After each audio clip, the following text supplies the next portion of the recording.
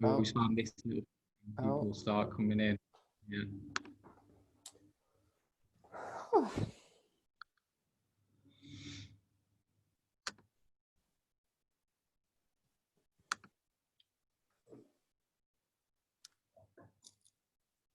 It's too late now, Jack. We're here. Can't carry on. At what point do we begin crying?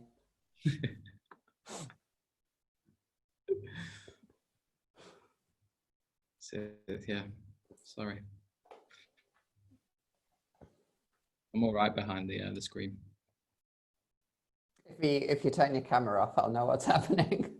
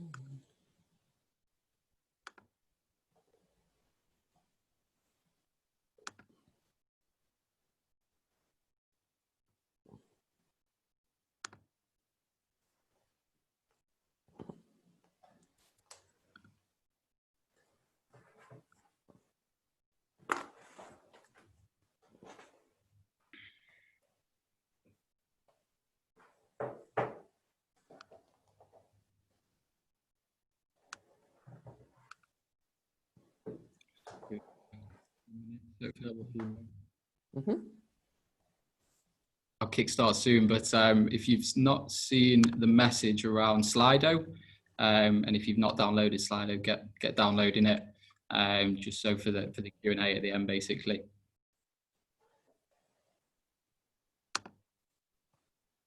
And the pins on the chat as well.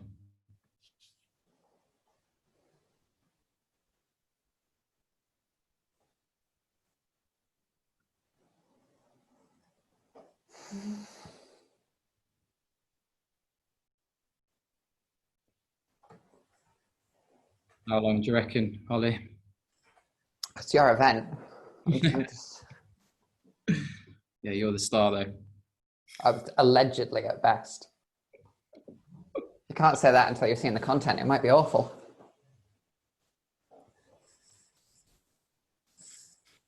Never. Filling the audience full of confidence for this event. Probably, yeah. We're getting there now. Suppose I'll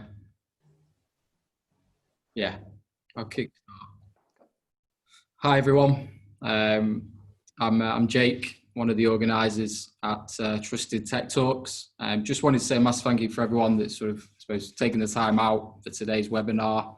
Encryption isn't magic, hackers can break it. Thank you, Holly.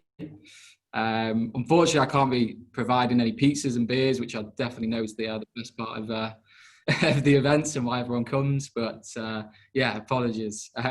From speaking to Holly and my network, I think we've had a lot of interest in this topic. I'm sure everyone will agree that encryption and encryption attacks have just become ever more present with the way the world's moving and the fully remote side. So yeah, so that's why we've sort of delving into this, and Holly's going to go on to talk around it. Just so you're all aware, webinar is being recorded. We're going to send across to all of you, as well as those that expressed an interest but can't attend.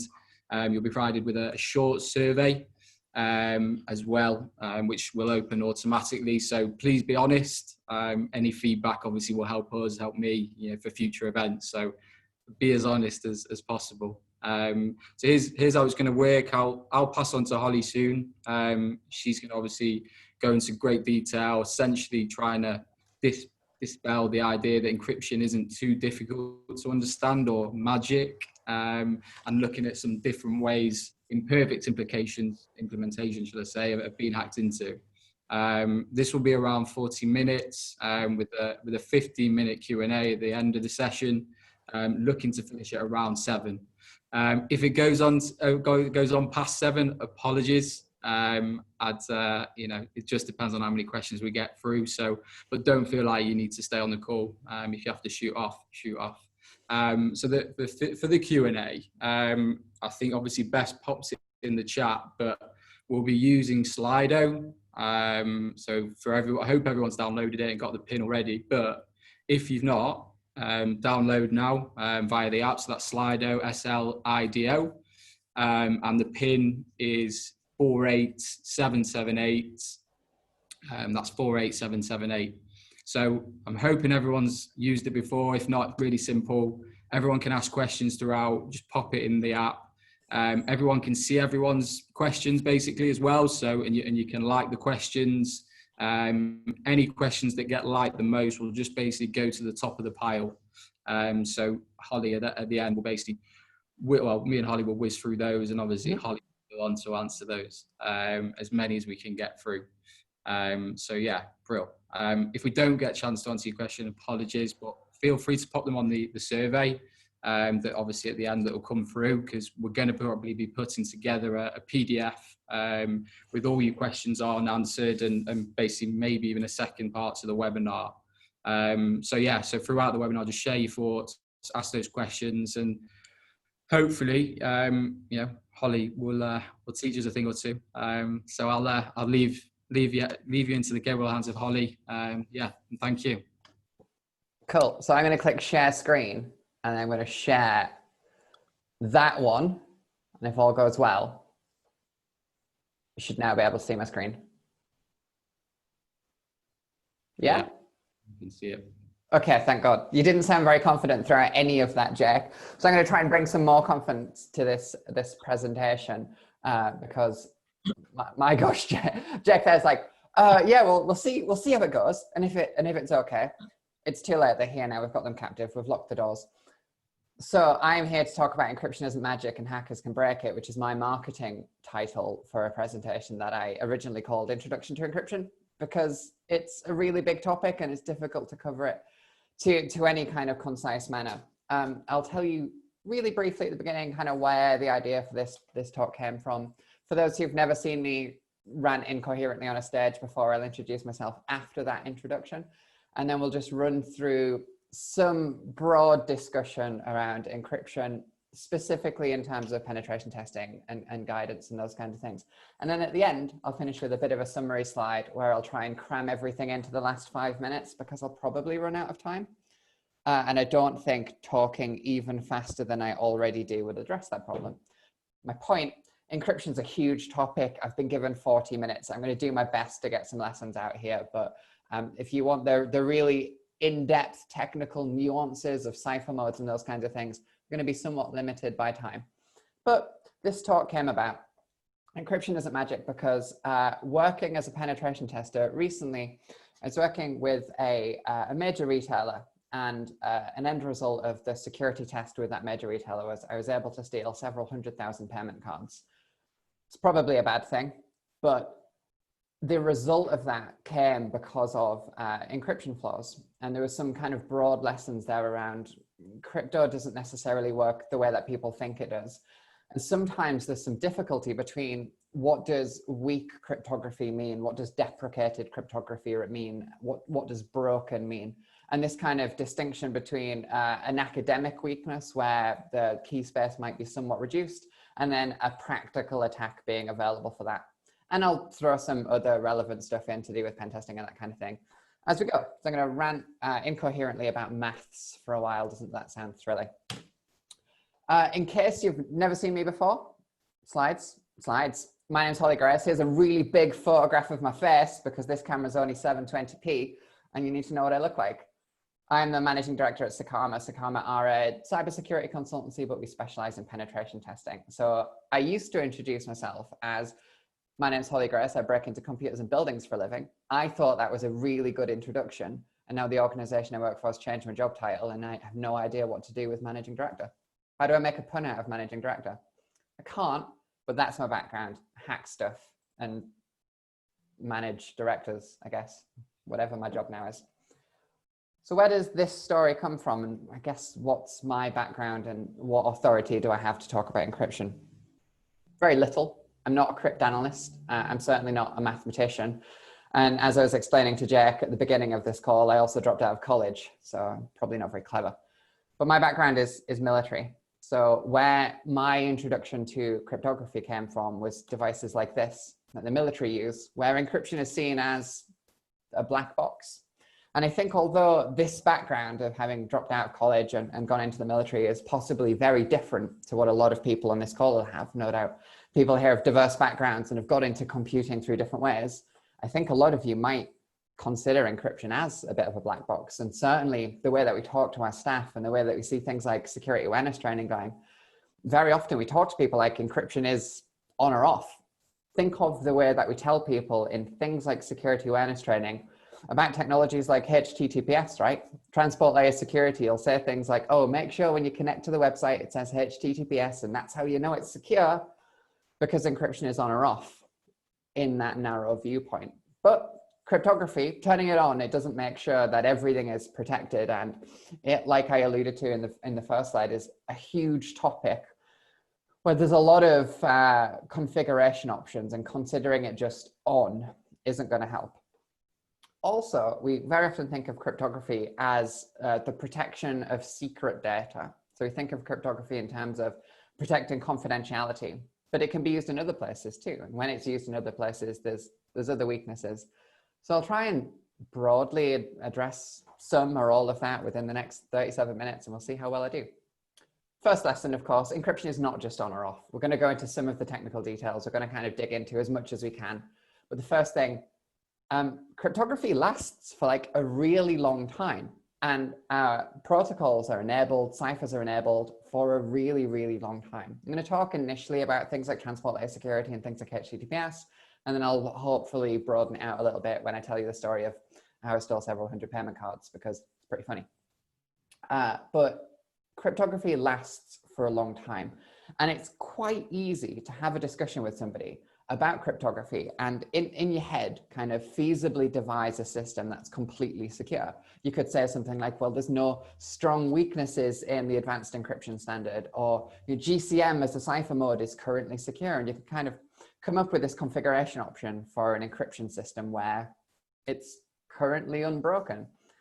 But how are the systems actually configured, and what is the real world side of things? What ciphers are enabled? What systems do you have internally that are not using neatly standardized protocols like transport layer security with strong cryptographic options, but are using something else, or something that somebody rolled, or just old options? There's this balance. I think anyone who works in the IT side of things as opposed to the security side of things will understand that there's always a balance between compatibility and security, right? And if you pick the best, most secure algorithm and you say, we're just going to use this one, you might be disconnecting or cutting off some users if they don't have that particular configuration available to them, maybe because they're running out of date software, or they're running on some odd niche hardware, something like that. So there's a balance between making sure that users can access systems and making sure those systems are secure. But the slide here, cryptography lasts a long time. I had planned to make a really good joke about how the original version of transport layer security, which is SSL version 4, really, this thing, the underlying technology between HTTPS, so the secure version of HTTP, the RFC for that, as you can see here, dated 1999. Transport layer security has been around for a long time. And I wanted to make a point about, does anybody know when, TLS 1.0 was removed from modern web browsers? And well, at the time that I was writing these slides, it hadn't been, and that was kind of funny. And then it turns out that Chrome doesn't like me very much, and they removed it last Tuesday. I guess the point still stands though, right? TLS version 1 lasted 10 years in the major browsers. And even then, by removed, so this considered deprecated protocol, this protocol which isn't as good as the other options that we have, like TLS 1.3, still kind of in there. So the funny thing here, TLS version 1 has been superseded by TLS 1.2, TLS 1.3, these better algorithms. And what originally was the plan was the major browsers, so all of the ones you'll commonly come across, had planned to remove the old versions, 1.0 and 1.1, at the beginning of 2020, so kind of like around Q1 of 2020. And then the world set on fire and we had a coronavirus pandemic, and that's why I'm in my bedroom and you're all at home. And that pushed the plans back. And we can see here from this top right image, this removal has been delayed until Chrome 84. Chrome 84, presuming not everybody follows the Chrome release cycle, was last Tuesday. So it's come out very recently, and it says that, you know, they're planning to remove, or it even says removed. Hasn't actually been removed. What they've replaced it with is an interstitial warning. I'm probably mispronouncing that word, I'm not gonna lie. The only time I've ever said interstitial in my life was about 6 seconds ago, but it says it here on this slide. This kind of warning where it gets in the way of a user accessing a website.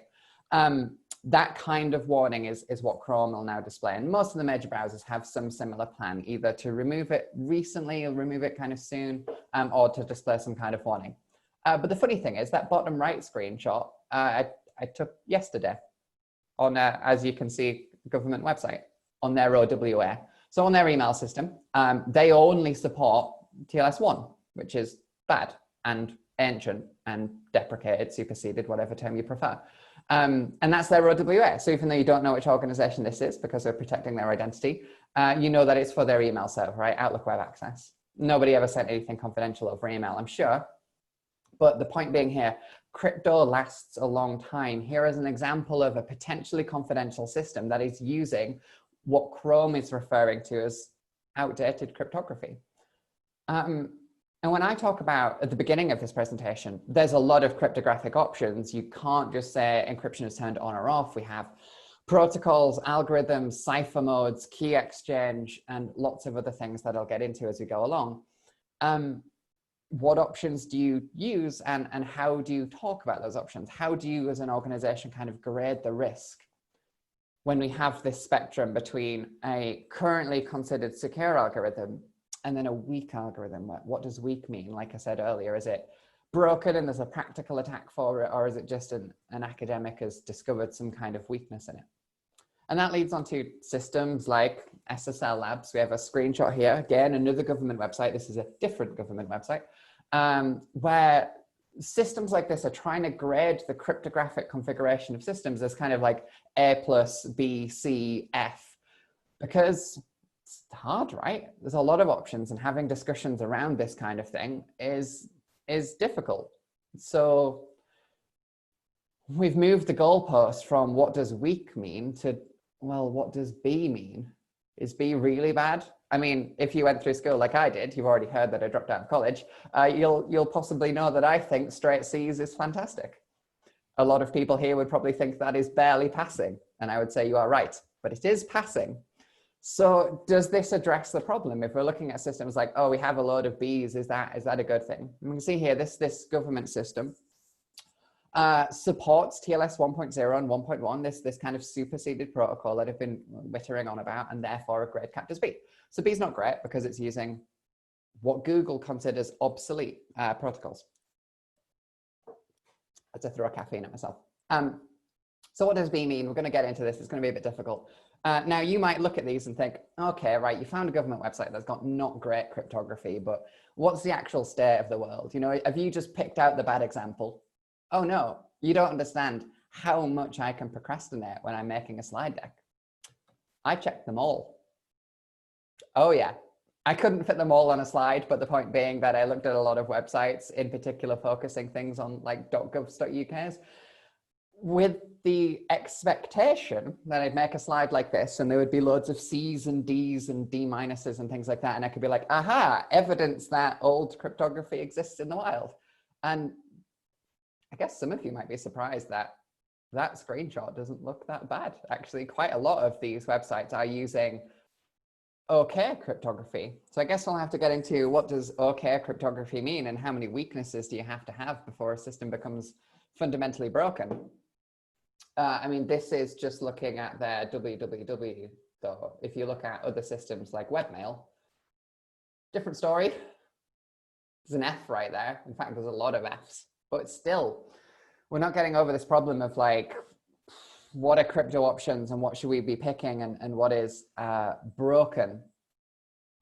And I don't think systems like this particular random choice that I'm picking, which is trying to grade things as like A, B, C, D, is necessarily helping.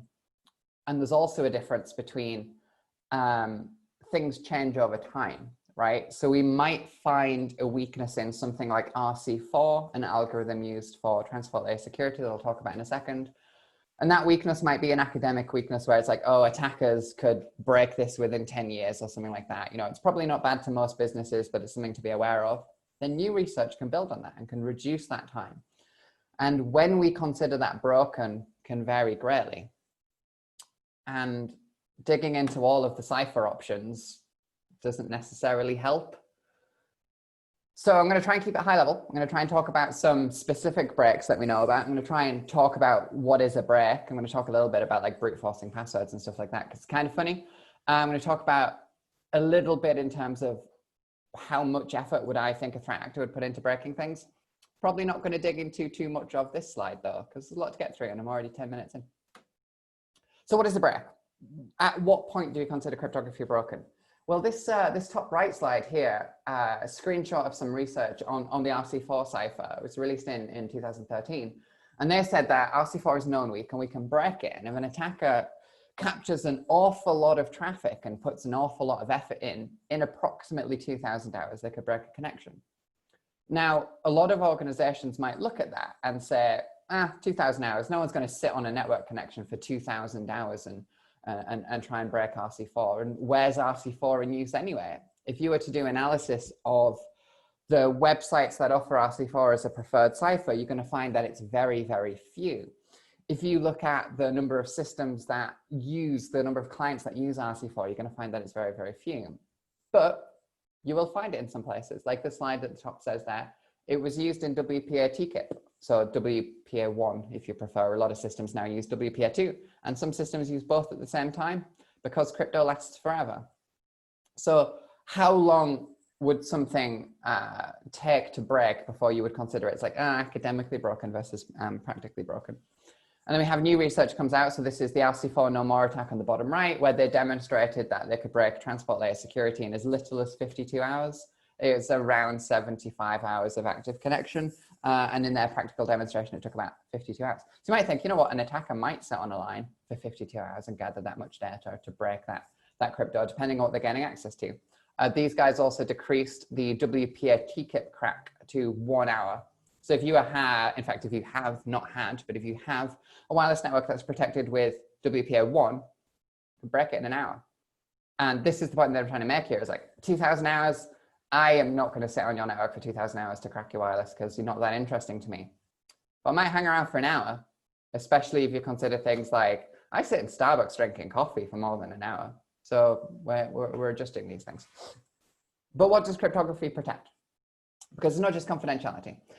Like I said, it is confidentiality, but it's other things as well. We have cryptography to protect integrity. So has a message been modified in transit? And sometimes there are certain aspects of integrity that are often overlooked. A lot of people pay attention to, has this information been read by a third party, not necessarily has this information been changed. I'll give an example of that in a second. And we have non-repudiation, where I'm talking about proving who sent a message, proving the fact that a message was sent. So that's like the digital signatures space. But I guess you could also consider within that things like password cracking, hash cracking, those kinds of things within non-repudiation, because we're trying to authenticate a message from a user. So authentication is somewhat around non-repudiation as well.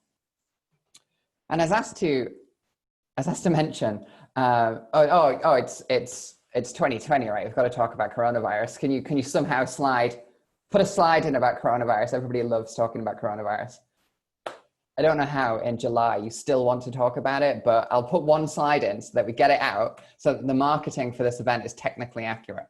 But a thing that I used to do is hang around in coffee stores and perform integrity attacks against connections. And I'll talk a little bit about the specifics there.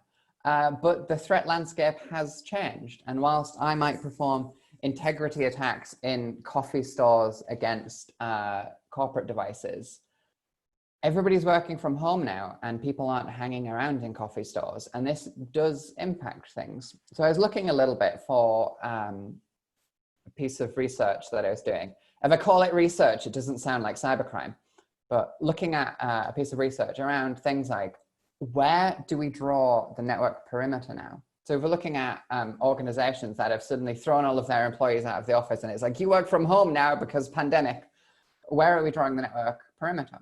Because a lot of people that I talk to, a lot of customers, draw the network perimeter at their kind of edge of their administrative zone. So they might say something like, oh, our network perimeter is our VPN concentrator, because it's the VPN concentrator that controls access into the network, therefore that's our network perimeter.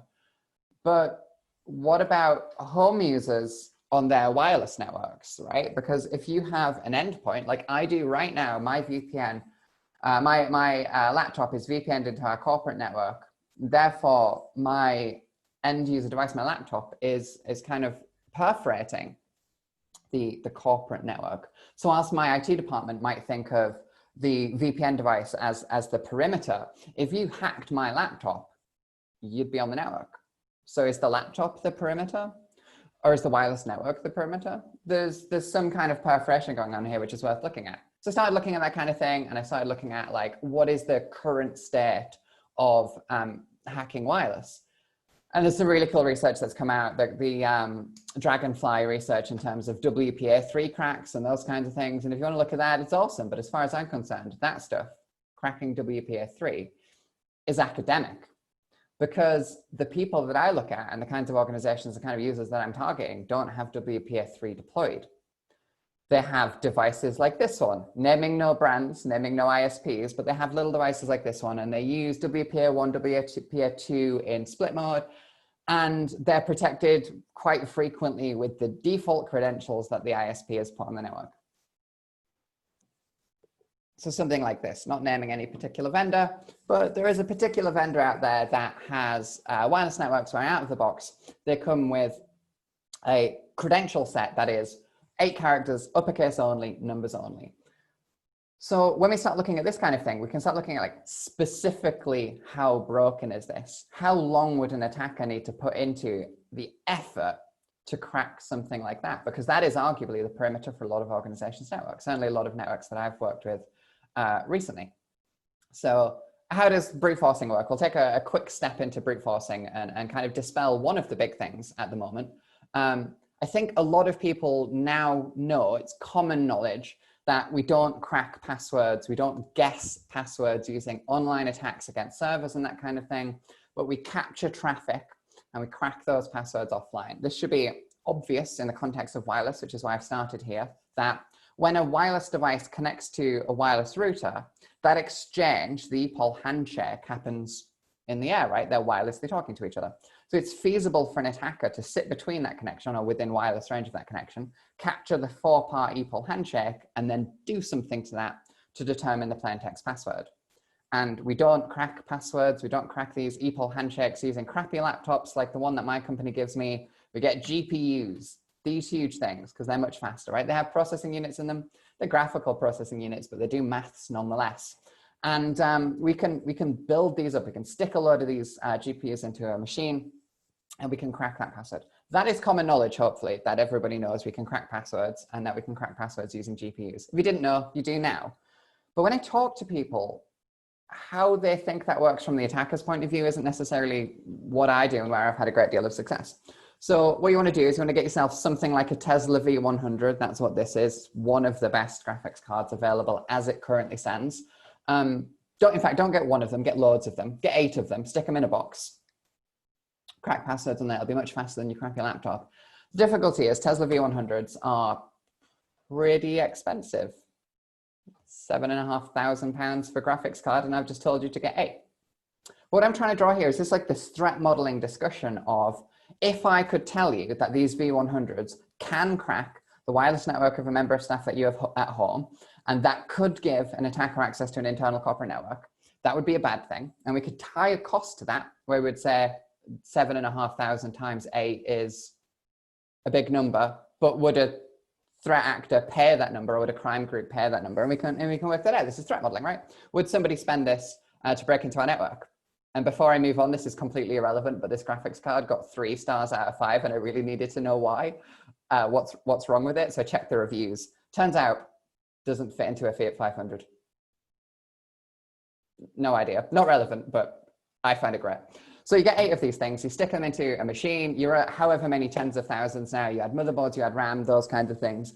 And then you can, as an organization, say, under threat modeling, is our organization interesting enough that somebody would spend X amount of money to break into our network?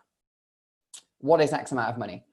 Well, it turns out you don't have to buy these things. And this is the thing that like a lot of companies that I talk to don't realize yet. I don't have to have 8 Tesla V100s under my desk because cloud computing, right? You just rent them. So I've been borrowing V100s from Amazon for a little while now for the grand price of about £24 an hour.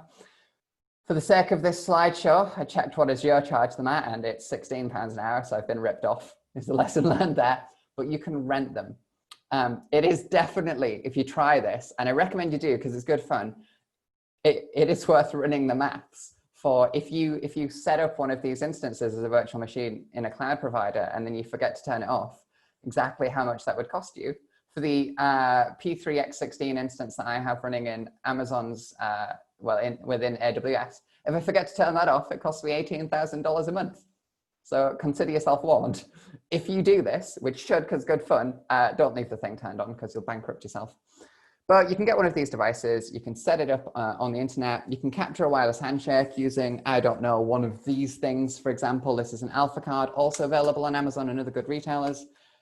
Listen to devices connecting to the wireless network using a tool like AirCrack or actually AeroDump, which is a tool within the AirCrack suite. Capture that handshake. That's really well known. We've been doing this now. I think I first started looking at wireless breaking in something like 2002, and that was AirCrack back then. So that's really well known. But now you don't crack it on your laptop. You stick it up on AWS. You get a tool like this. So if you capture the handshake and we give it up to AWS, we can see how quickly one of these machines, if you get 8 V100s in a box, how many password attempts per second can we try? This will take about 30 seconds. I've sped this up somewhat, hence the erratic underscore in the bottom left corner. So these V100 boxes that you can rent from Azure for £16, or if you're an idiot like me, AWS for £24, can do 6,517 kilohashes per second. So quick maths, 6.5 million password attempts a second. And now when we look at the threat modeling side of things, and we're looking at, how much effort would an attacker put into breaking one of these wireless networks with the intent of gaining access to a corporate network through breaking a VPN or something like that, how long would that take? And is it 20,000 hours? Is it a million years? Well, we looked at one example, 8 characters, all uppercase, digits only. How many possible combinations are there? It's 36 to the power 8 if you want to do the maths. Or that many, which I would refer to as 2.8 billion, but you might refer to as 2.8 trillion if you're an American. Divide one number by the other and you work out how long it would take. That would give you it in seconds. Do a little bit of maths there and you can see that to do a full brute force attack of this key space for that particular wireless router supplied by a major ISP, 120 hours. That's it, like 5 days. And then you can gain access to a random person's wireless network and gain access to their device to perform these kinds of integrity attacks, the kinds of things that I've been talking about. So when it comes to cryptography, yes, there's lots of options, and it's this difficulty between like academic breaking and actual practical breaking, those kinds of things. But when it comes down to things like this, where you can actually plug numbers into it, might surprise you. We're not talking about tens of thousands of pounds, but here you can see this figure, 1,925. That's a full key space brute force. So that's starting at A's and finishing at 9's and having gone through the full key space. You probably wouldn't need to do that as an attacker. So if their password starts with an F, you only need to go some way into the key space. And as soon as you find the password, you can stop the brute force. So the most it could possibly cost you is less than 2,000. If you only did half of the key space, you would have a 50% chance of having gained the key at £900. So you can run the actual maths and work out how these attacks work. And it's possibly a lot faster than you think it is. Unless you're mental like me and you fire hashes at AWS and call it a hobby. So I've looked at WPA2, and that's the speed that we're getting for WPA2. If you were able to crack one of these networks, if cybercrime's your thing, you gain access to one of these systems, you can then move to step 2, impersonating system. Oh, There we go. Sorry, my PowerPoint wasn't loading. Impersonating systems. And this is the second kind of attack that I want to talk about. And it comes into the cryptography conversation in two different ways. But if you gain access to a wireless network or something like that, we introduce the second part of cryptography, which is not protecting data, not keeping the password secret, but protecting the integrity of systems. And we can look at attacks like link local multicast name resolution spoofing. If LLMNR, link local multicast name resolution, is too difficult to say, overly friendly DNS. That's what it is. I'll show you a second kind of attack that's relevant within this context. On the left-hand side, we have a user's machine. That user's machine is going to try and connect to a backup server. On the right-hand side, we have the attacker's machine listening on the network. And you can see the attacker's machine is able to grab my password hash. So please don't give that to Amazon. That would be really bad for my company's security. What this is, because that demo was like 8 seconds of things moved, allow me to describe it. I mentioned that cryptography can protect integrity. And when devices on a network, be it wireless or otherwise, talk to each other, they use a protocol called DNS, or a system called DNS if you prefer. So your laptop will ask the wireless network, where's the backup server? And that's this screen we've got on the left-hand side. I want to connect to the backup server and save some files or something like that. And the machine on the left will connect to the DNS server and say, where is the backup server? If the DNS server doesn't know, for example, the user mistyped it and didn't type backup server, but typed some other typo, or if they're not on a network that knows where the backup server is, like I said previously, if you're sitting in Starbucks and your device tries to connect to your corporate backup server and it isn't there, the DNS server will return server failed. It'll say, we don't know where that host is. And what people expect at that point to happen is that device would just go, oh, we're sorry, we don't know where that server is, check your spelling or something like that. It doesn't. What happens by default is that machine will shout out to the wider network, the multicast network, using this protocol I mentioned a second ago, link local multicast name resolution, shouts out to the wider network and says, does anyone know where the backup server is? And all the attacker's machine on the right-hand side does here is just say, yeah, that's me. And then the user tries to log into the attacker's machine. This kind of traffic happens all the time on networks. The tool I'm using here is called Responder, originally by Spider Labs, but it's been forked since then because I believe they no longer maintain it. Freely available hacking tool. It's super awesome. Cybercrime's the crime, so don't get caught or whatever. But this is like one of the first attacks that I would go to if I'm on an internal corporate network. It's one of the first attacks I would go to if I am in a Starbucks. It's one of the first attacks that I would go to if I have cracked somebody's wireless, like my neighbors or whatever, because I've been at home for 5 months. And there's two things that come from this. The impersonating systems thing, that's the first one. What I could do, instead of capturing this hash, I'll talk about the hash in a second, but what I could do is I could pass that message on. I could relay, so this is an SMB relay attack that I'm talking here. I could pass that message on to another server within the same domain, but I can modify that request. So I could say, instead of looking at what files are available in the backup server, I could say, hey, run this command. And if that user was an administrator of that system, that command would execute with administrator credentials. You can see how this becomes a really big problem really quickly. That vulnerability, so SMB relay, if you want to refer to it as by the attack, is possible because SMB signing is disabled. So signing of SMB messages, these file transfer messages, is disabled by default on Windows systems. All Windows systems other than the domain controller, if you really want to get into the niche side of it. So the problem here is we have this cryptographic protection, which is SMB signing, and it's just disabled. I find this all over the place, both LLMNR being enabled, which is a vulnerability, and SMB signing being disabled, which is a different vulnerability, all over the place. Even where people do things like run vulnerability scans internally, because how are these vulnerability scans graded? Well, link local multicast name resolution, that the protocol that allows this attack here where the hash is disclosed, that's how it works. It's broken by design. It's a name resolution protocol and names were resolved. SMB signing is a default configuration, mainly for compatibility reasons, you understand, but it's a default configuration. So when it features in vulnerability scan output, it's often like a low or a medium because it's like considered a system hardening step. But it can allow an attacker code execution on a system if the various kind of nuances like admin privileges exist, those kinds of things. So cryptography can protect integrity as well. And very often that protection is just not considered. Very quickly to finish off the password cracking thing though, because it's much worse than I've so far described it as, and I'm pretty sure I've described it quite badly so far. If you got this password hash, like, I don't know, you're frantically writing it down right now or something like that, and you gave that to AWS, you would get a different result. So that 5 days was to crack specifically a WPA2 hash, right? Whereas the hash type, so this is a net NTLM version 2 hash, the hash type impacts how difficult it is to crack, right? So if you use an insecure hash, we can crack it faster. If you use a secure hash, we crack it slower. So how fast is one of these things? Well, I tried to look for some broad guidance in terms of like how quickly can attackers crack passwords and those kinds of things. I could share it with you instead of giving you like 1 or 2 examples, be like, this is how fast these things happen. And that got me into the wonderful world of password strength meters, which it turns out are useless. But here's a good example for you. This password strength meter gives you an example cracking speed. So we see this in the middle here, this 1.7. Cracking speed. It says, if an attacker is cracking at that speed, it would take 96 millennia to break my password, which, as you can see in the top left corner, is password 123.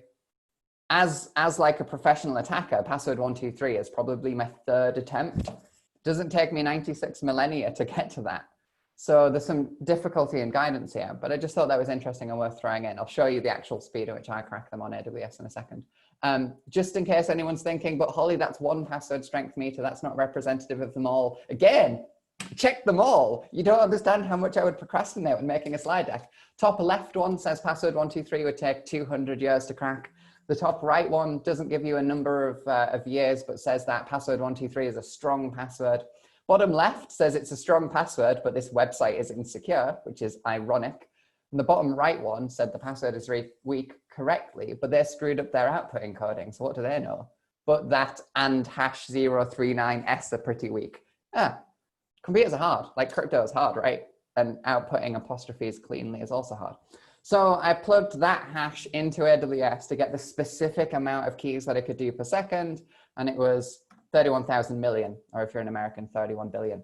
It's pretty fast. What other kind of hashing algorithms might we come across? You might come across NTLM hashes, which again have been around forever. These are the hashes that Windows uses internally, so within Active Directory and within Windows SAM files, those kinds of things. Uses NTLM. So my point being that some hashing algorithms are better than others from a security point of view. WPA now doesn't seem that bad. You can only do 6.5 million password attempts a second, which is much better than NTLM's, my gosh, that's a big number. So if you take a look at what is the format of my password, right? I've just showed you how you can capture my password hash using the Responder tool, that freely available hacking tool. If you were to try and crack that, and I don't have password 123 as my password, but if I have something else, what kind of password am I likely to use, or your users likely to use? It's probably going to be something like this, right? Statistically, like, I know 30% or something of your staff are going to have a dictionary word with some kind of mutation on it, be it not necessarily password 123, but like welcome 123, something like that. In the particular example that I was doing earlier, the stealing payment cards from retailers, lockdown 2020. Turns out that's what it was, because coronavirus, right?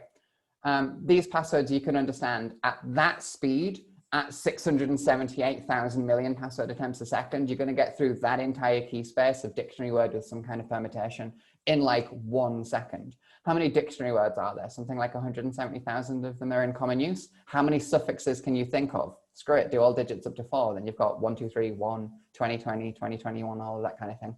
How many permutations can you think of in terms of like adding @ signs instead of A's, adding 3's instead of E's? Do them all. You'll still get through them all because that crack speed of that hash type is significant.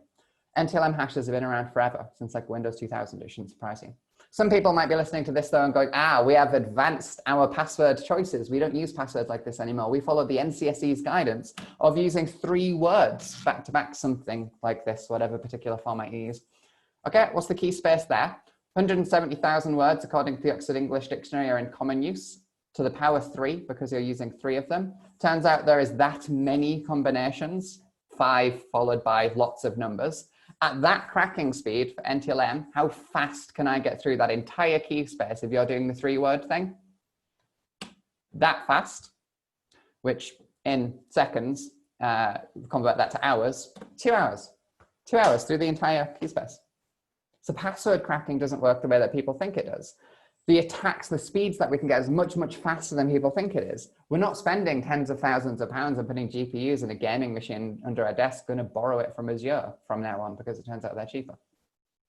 So how does this link into the crypto thing we're talking about, and how does this link back? We're 36 minutes in now, Holly. You need to talk about the in-depth side of crypto. So it turns out that I saw 16,000 payment cards per hour from active connections from a retailer about 2 weeks ago. Because they screwed their crypto up. Not because they'd done any individual thing wrong. It wasn't that they had a weak encryption key, although they did. It wasn't that they had a weak cipher mode, although they did. It was just a combination of things. So what are the options? You've gone through the point, right, Holly? You've drilled it into us now, 36 minutes in. You said encryption isn't a black box. So what are the things that we need to check? Well, I'll talk a little bit about what they screwed up, and then I'll talk a little bit about some generic guidance. But here you are, perfectly on time for the end of this 40-minute presentation. It's this stuff, and there's a lot of it. So broadly speaking, what is it that we need to be checking when we're trying to protect some communication? Be it protecting against things like SMB signing, be it protecting against things like me breaking into networks because your admin password is locked down 2020, finding my way to your file transfer system and pulling off encryption keys and then brute forcing them. Certificates. What this is, when two systems communicate with each other, they should mutually authenticate. You shouldn't be using WPA2 pre-shared key mode in an enterprise environment. You should be using mutual authentication through something like 802.1x. That's where wireless is relevant, right? Mutual authentication. But if we're talking about websites, users connecting to websites, or if we're talking about pin entry devices connecting to file transfer servers, it's all the same thing, right? There's two endpoints, and those two endpoints should mutually authenticate to each other. So hopefully people are already aware of things like making sure that certificates aren't self-signed, they're signed by a trusted certificate authority, those kinds of things. But there's a couple of things in the top left that I don't see widely adopted. For example, things like certificate authority authorization. The fact that on a system, like a web server, something like that, you can not only have a trusted certificate for that communication, but you can say who can sign certificates for you. There's a lot of options here. We talked about signature algorithms already. We talked about the fact that some hashing algorithms aren't great. SHA-1's kind of broken, MD5's very broken. Should be looking at something like SHA-256. But around certificates, I think the two things there would be CAA is a cool option you should check out, and certificate transparency is a cool option you should check out that I don't see widely deployed, and it can increase the security of certificates. One here though, right at the top, certificate lifecycle. A lot of organizations implement digital certificates and then like forget about them. They have digital certificates that are like valid for 10 years or something. If you can make a movement towards having short-lived certificates, then that can increase security, because if the certificate is compromised, you know, if we put loads of effort in and gain the private key somehow, you know, cycling certificates can assist there as well. So there's options in terms of certificates more than just who has signed it and what is its key length. Bottom left, ciphers, weak, broken, deprecated ciphers. It's kind of difficult to talk about, but hopefully I've pointed out that RC4 is fundamentally broken now. And things like DES, not great when there's better alternatives. DES is a data encryption standard, DES and 3DES here is a really difficult one, because it's like, in what context is it fundamentally broken? This retailer that I targeted, they were using DES or DES if you prefer, but it allowed me just enough leverage to be able to crack that key. Protocols, so many systems have TLS 1.0 still enabled. Like that slide of the government system showed that, right? So many systems. Effectively, all of those systems that were graded B all have TLS 1.0 enabled. And not only is it entirely deprecated because 1.2 is much better, but the browsers themselves are making steps to remove it anyway. So if users are using modern browsers, it'll never be used. So you should be taking a look at those systems and removing those options. But the big thing really, and the last thing that I wanted to point out in my last kind of few seconds, is around key exchange.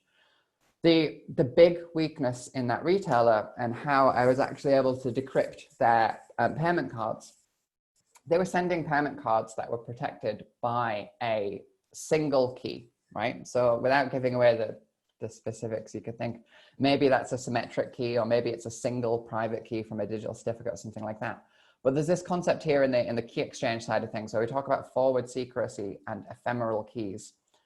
Some of the cipher modes that we've looked at previously that were marked as weak use things like the Diffie-Hellman key exchange. So this is the problem of how do systems agree on what password to use for talking to each other. There are now options, certainly within 1.3 for TLS, where it isn't a single password that's used, but every session can use a different password.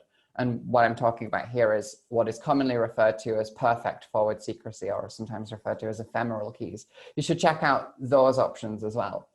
If an attacker is able to gather a huge amount of data, that can assist them in lots of different ways. It can allow us to hold on to that data until we can break the key, which is what I did, hence the stealing hundreds of thousands of payment cards. Or it can allow us the benefit of just having bulk data to assist with the actual break side of things. There's a nuance that I'm skipping over here. One of the things in terms of stealing payment cards that assisted me in brute forcing the key was they were sending the PAN, that's the 16-digit debit card from the front of the card. They were sending that in encrypted form and then also sending it in masked form. So you can think of that as they're sending the last 4 digits in plain text and the encrypted form. So when I'm trying to brute force what is the password to this payment number, I know I get the right answer because the 16 digits that I get out of my decryption function matches the 4 digits masked that they're sending. But that's enough crypto. I've been talking for 43 minutes. I'm sweating. You're all sick of me saying forward secrecy and transport layer security. That is the summary for it. There is more than crypto than it just being turned on or off. There are so many options. It's impossible and feasible to get through them within 40 minutes, but those are some things to consider. In short, look at certificate options like certificate transparency and CAA. For protocols, disable 1.0 and 1.1 and instead use 1.2 and look forward to 1.3. For ciphers, basically disable anything other than AES, but certainly the ones on the list are bad. And for key exchange, look for perfect forward secrecy. I'm done. Cool. Thank you. Thanks so much. I've had a quick look in terms of, well, Q&A. There's not been too honest. Well, we'll start with the top. What do you think about zero trust model? Oh man, I had a slide in here about zero trust model. When was zero trust first coined as a term? 15 years ago? How many organizations have it implemented? Not many. What does that tell us? In the very least, that it's probably harder to implement than possibly we have considered. Zero trust is a good thing if you can get it implemented. And you can look at case studies like, you know, Google famously saying, we don't have firewalls and things like that. If you can get to that state of maturity, then it can assist greatly. And the whole problem that I mentioned earlier of where is the network perimeter, and I'm arguing that it's your staff member's home wireless network and your IT department are arguing it's the VPN concentrator. If you have zero trust implemented, then that argument is entirely moot because it doesn't matter where the perimeter is, there feasibly isn't one. So yeah, zero trust is an awesome thing if you can actually implement it, but it's been around for 15 years now and so few people have it implemented that tells us something about it. I think the last one was from Anonymous. Yeah, it's a funny name. But is it not a bit of a leap to say that compromising your home Wi-Fi network gives you access to the corporate network to which your laptop is connected? It absolutely is. That's why I talked about SMB signing as well. So this is the difficulty about talking about specific vulnerabilities, right? It's like that company that I hacked last week also had MS-17010, right? That's a 2-year-old missing patch. They had problems. But for me to say, oh, they had MS-17010, that's a WannaCry vulnerability. For me to say like, oh, they're missing this 2-year-old patch, therefore it's trivially easy to break them. Yeah, I'm glossing over a lot of nuance here. My point simply is the distinction between the network perimeter, right? IT department probably thinks it's the VPN concentrator, but when you have devices outside of that perimeter that then connect back in, that moves that goalpost. So then if we are able to compromise a home Wi-Fi network, I mean, there's a million different ways to do that, right? I talked about one, brute force the password. You can bring in physical access attacks. You could bring in social engineering. You could bring in physically getting one of the devices yourself, pulling it apart and doing hardware attacks. I'm just talking about an example here, brute force the key because it works. That just gets you onto the network. Then moving forwards into the internal corporate network is an entirely separate discussion to itself. So it is fair to say that is a leap. The example that I would say from that would be crack the wireless network, and then look at something like SMB signing as a first port of call. SMB signing is an incredibly common weakness. It's well known, while vulnerability scanners pick it up, but it's just often overlooked. Cool, thanks, Ollie. There's just last one, actually. I had a slide on this. Does MFA help? Does MFA help to protect access? So even if the password is compromised, you need the second factor. Yes, of course. Like when we're talking about password brute forcing, things like multi-factor authentication are a great protection for. If you steal the password, then you massively reduce the potential impact. One of the things that I was looking at referenced the government thing that I was talking about earlier. It's quite common for things like single sign-on to cause some issues here. So one of the companies they're working with recently, just as an example, and I would say this is, in my experience, fairly common, their VPN used domain credentials to log in, and the VPN had 2FA, whereas their webmail didn't have 2FA, but used the same password. So if you could perform a crypto attack against their VPN because it has, weak crypto or something like that, pull the password out of there, then it could be reused. So yeah, MFA, multi-factor authentication, is brilliant in the context of credential attacks, but it's not the end of the story. If you can break crypto because they're using, look at, say they've got SSL version 3 and they've got a poodle or something like that, a padding oracle vulnerability. The MFA might prevent me from stealing that password and then logging into that VPN and getting internal corporate network access. But it might allow me to intercept that user's traffic and then steal confidential data from there. So there's a lot of aspects. But yeah, MFA broadly good, but doesn't solve cybersecurity on its own. Otherwise, I'd be out of a job. Would you suggest any resources if the guys wanted to find out any more around these topics? Is there any sort of things that they should be looking at? That's one of the questions that the guys have thrown. Yeah, it's quite difficult. So years ago, I think, 2015, a customer, I guess, kind of exasperated, just said to me, it's like, look, just tell me which ciphers I need to disable, right? It's just like, we're talking transport layer security. What do I turn off to make this good? So in terms of resources to understand these attacks, I don't think there's great ones out there. A lot of what I've been referencing is it's academic papers, right? So you look at things like the LC4 No More attack that I mentioned earlier, and it's like, here's an academic paper, and it's not easily consumable. I think a good place to check out is what actual attacking tools are available and what do they allow access to. So looking more at things like what I was talking about in terms of like, what power does AWS give and those kinds of things. But yeah, if people broadly want a list of ciphers that are bad, gracefulsecurity.com, which is my blog, has a list of them. It's not the best resource in the world, but the ones on the list are bad. It's about as good as I can give you. Well, one more. We'll go for one more. Is there a way to protect an employee's home Wi-Fi network and organizations can use? I think he's changed it, Dave. Dave's changed it. Is there a way to protect an employee's home Wi-Fi network outside of non-technical controls? So this is exactly the question that I want to bring out from this, right? If you acknowledge, based on what I've been talking about, that the perimeter is further out than we thought it was, the question then becomes, what on earth do we do about that, right? So yes, there is some things we can do there. We wouldn't necessarily have to say we have to do something about the wireless network, right? We just have to do something about these example attacks that I've been talking about. So the wireless network just allowed me as a threat actor, as a hacker, if you prefer, to communicate with that laptop and then perform an additional attack. So the additional attack that I talked about in this example was the SMB relay attack, right?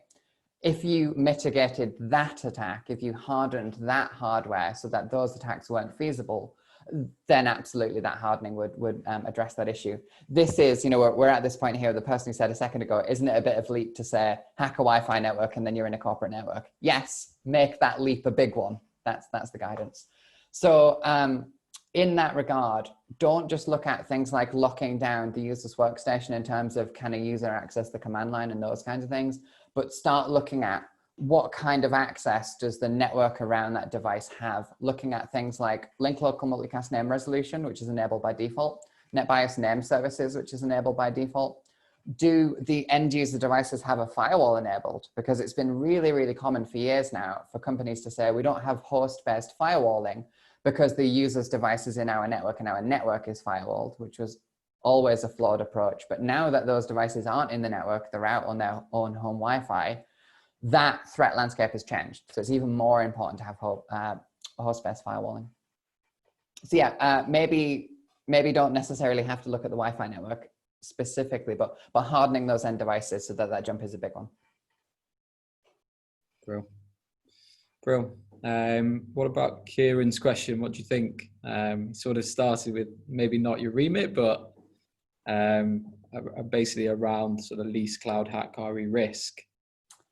I might be answering the wrong question, so feel free to ask a second question if I am. But yeah, there is this distinction with trying to work out, what resources does the threat actors that would target your organization, what resources do they actually have?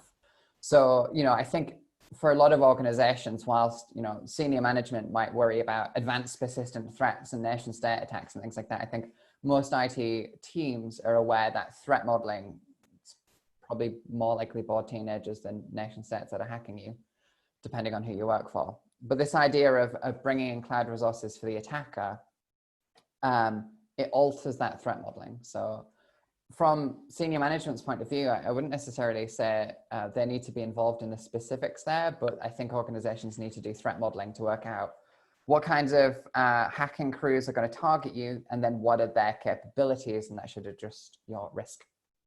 Unless I've answered the wrong question, Kieran, then please correct me. No correction, I think. Yeah, I think that tweet me. There we go. Amazing. That comes. Sorry to interject. Somebody has said the PCI standard appendix is a good resource for their approved ciphers.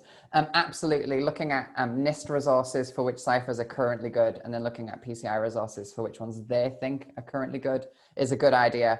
And PCI certainly deprecated early TLS before the browsers did. So thank you to the comment section there for answering the question better than I did. Nice. Amazing. Thanks so much, Holly. Thank you very much. Thanks, everyone. Virtual clap, definitely. Virtual clap, yeah. Should we clap, Jack? And thanks to everyone as well that attended and came. A lot for me to digest, that is for sure. But I know I covered like a tiny slice of crypto and still went over by 10 minutes. Yeah, I definitely think another webinar is definitely in order. So yeah, but amazing. Thanks so much. And don't forget everyone to fill out the feedback form. Literally takes 2 minutes. It's just really good for us and for our next webinars, events and everything. And also we'll be putting a white paper and video up on YouTube as well over the next few days, and send it out to you as well direct. So yeah, brilliant. And keep posted for our next one. Thanks again, Holly. Awesome. Thanks, everyone. See you later, guys.